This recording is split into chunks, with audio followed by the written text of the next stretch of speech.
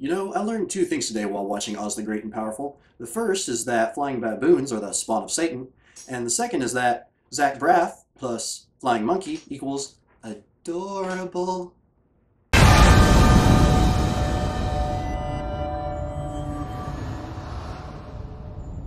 Hello everyone, I'm Papa Ken, and welcome to a brand new Papa Ken Reviews. Today I'm reviewing, obviously, Oz the Great and Powerful. Now, this movie is doing okay right now online as far as critics go. It's at about 60% on the Rotten Tomatoes website, and I personally think it should be a bit higher than that because the movie did pretty well overall. I thought it captured the spirit of the original movie pretty well, despite not being a musical. It's colorful, it's beautiful, it's funny, there's a lot of spirit behind it, and really, it was pretty well executed. One of my favorite parts about the movie is that in the opening credits, I was worried because the way it was designed just looked very cheap CGI to me. So immediately I was just like, oh no, is this what it's gonna look like? But no, once it opens into Kansas in the black and white 4:3 frame, whatever it's called, it looked so good. Everything looked timely. It looked essentially exactly the way it did when you were watching the original Wizard of Oz for the first time. It was perfect. And then the transition from when you can tell from the trailer, he gets in the hot air balloon and flies into Oz. It's just, everything is beautiful. Obviously, pretty much like 99% CGI, but it all looks amazing. The movie stars James Franco, who a lot of people were really worried about him taking this role. And from what I believe he wasn't actually the first choice for the role. But other than what some people are saying online, I honestly think he did a good job. The character is essentially a con man, as you know if you've already seen the original Wizard of Oz, and he plays that role very well. He's a con man, but sort of a not always very good one, or sort of a blundering one. And that happens to go into Oz, and you know, it's like, oh, are you the wizard? And yes, I am. It's a very interesting situation, and I thought it was handled very well. There are some issues. Primarily, my biggest issues are when they try too hard to associate this movie with the original, with the musical, when it really doesn't need to. I mean, we know, so many people know The Wizard of Oz. A lot of people have read the books. I've only read The Wizard of Oz, the very first book. But there's really no need to completely associate it with that one movie.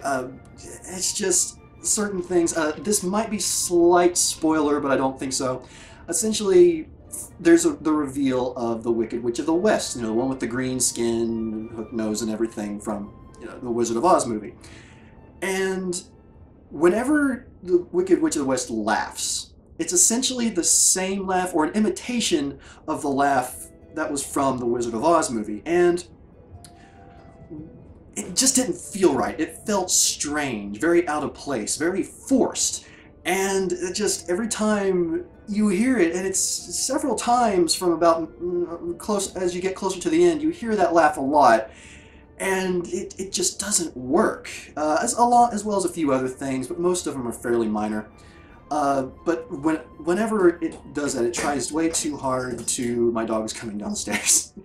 Whenever it tries way too hard to associate itself with the original movie, that's when it's at its weakest, unfortunately. But the beginning of the movie is great. The middle is okay.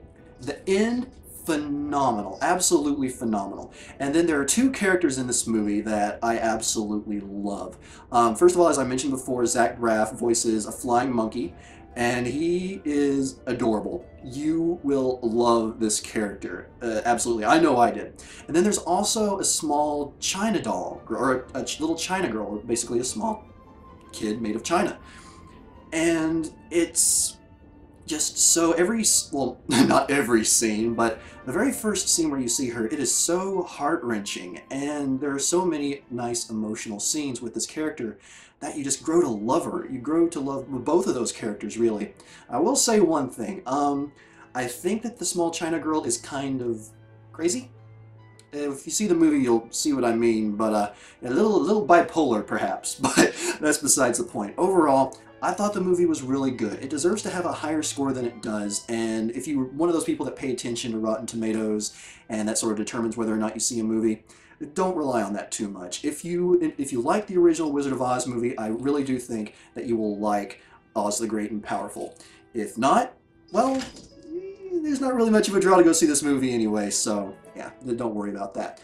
I give this movie a 4 out of 5. Let's say a low 4, close to a high 3, but yeah, a 4 out of 5. I'm Papa Ken, and I'll see you next review.